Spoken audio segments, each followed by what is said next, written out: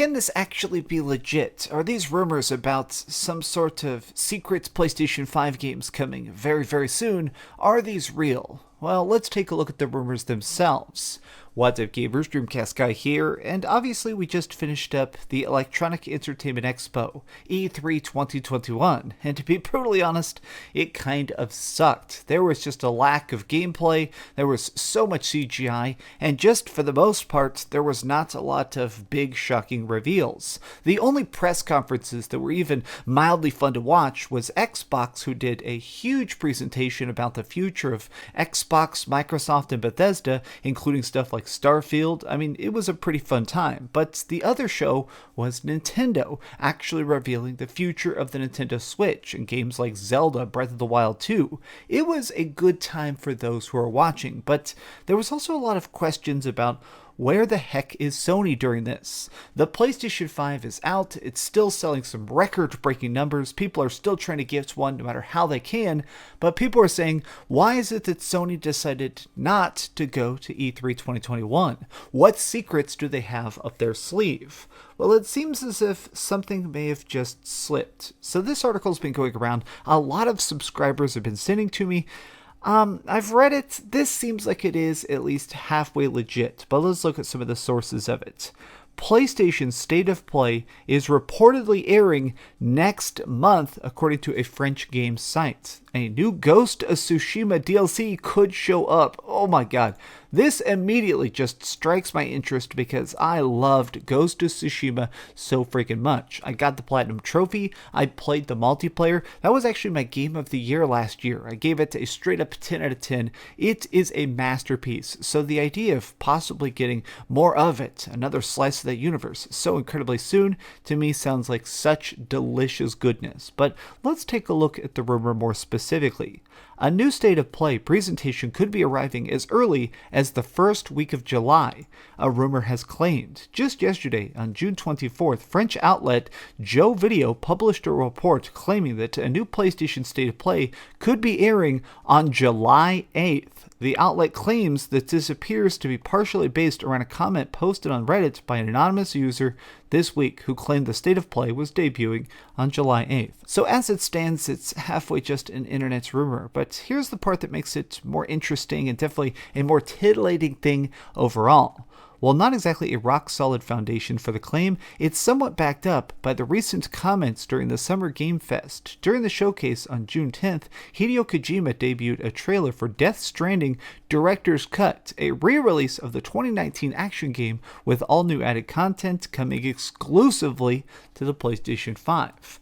Now, here's the thing. We know for a fact that this is going to be a PlayStation 5 exclusive. In fact, there's already been some ratings board stuff that's been leaked that shows the game has only been developed thus far for the PlayStation 5. So the fact that Hideo Kojima, he's not going to be putting on an entire press conference by himself. He's not going to be doing a solo presentation. I'm sure he's probably accidentally talking about this rumored State of Play.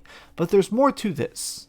To continue with this article, they basically just further cement the fact that this is a very specific nod to say that something is coming soon, and it's adding this weird validity to this secret State of Play that people seem to be talking about. But here's the thing that got my attention, and to be perfectly honest, it's why I'm making this video for you guys today, but it's this.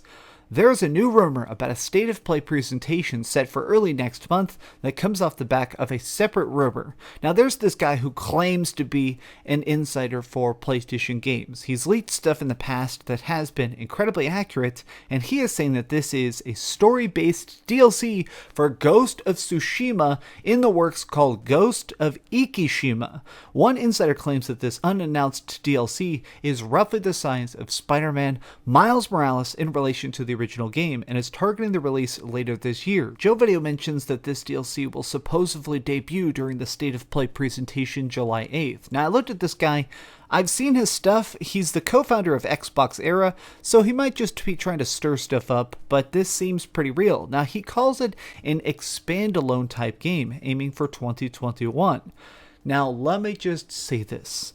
I think that is legit. I love Spider-Man Miles Morales. Is this game short? Can you finish it in about 5.5 hours just cleaning its way through the main story? Yes, absolutely. But the game is fun, it is tight, and it is absolutely a treat to behold. Now, if you take this idea of let's take a game that already exists, we've got a combat system, we've got a universe, we've got maps, let's just make more fun in that world in a quick turnaround, that seems great. And also keep in mind, this is the same game studio. This is also Insomniac. Insomniac are the people that actually made Miles Morales, and it's just such a masterpiece. They're also the people that are behind, specifically, Ghost of Tsushima.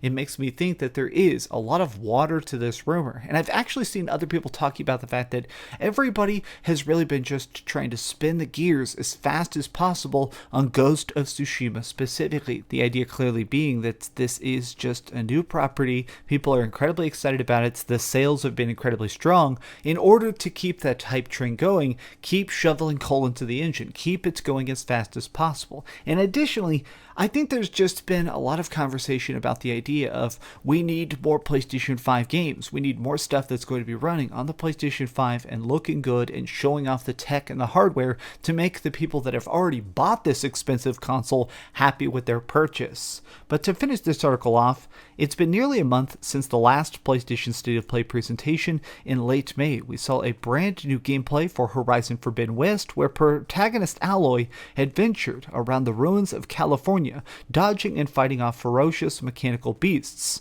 Right around a month before that, in late April, a State of Play showcased new gameplay for Ratchet & Clank. So it seems like this is, if anything, right on schedule.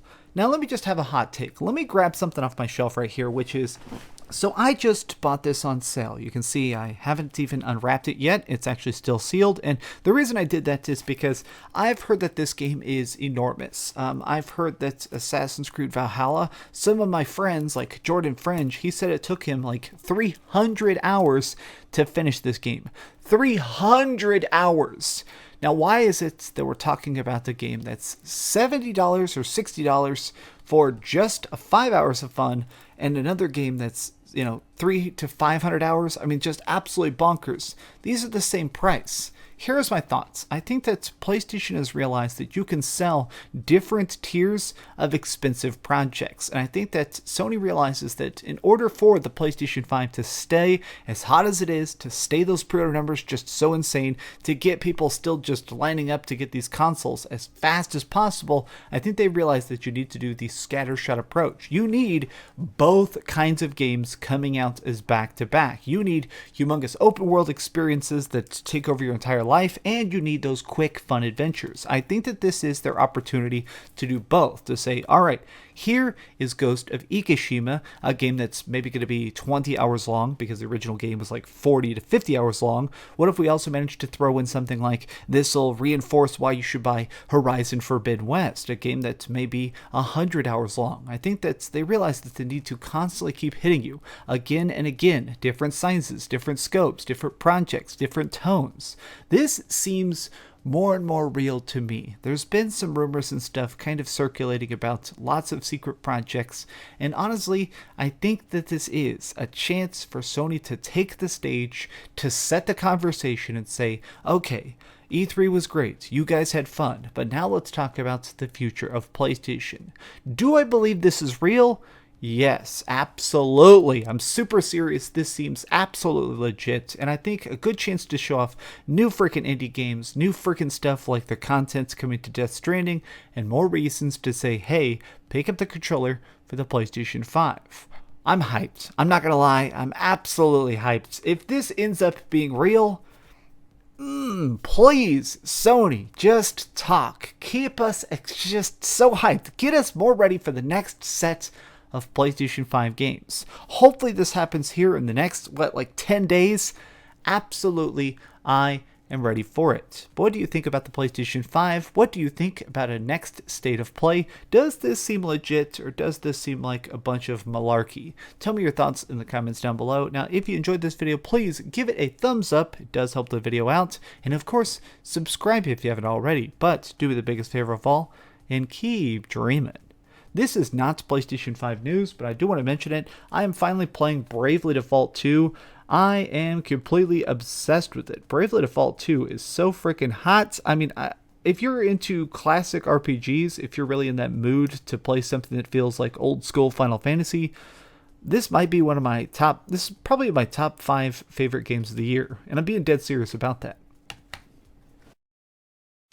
Thanks so much for watching that video. If you want to see something else, you can always click this link to see what I put up last, or, subscribe and see what's coming up next. Also, I promise that whatever I do, it'll try not to suck.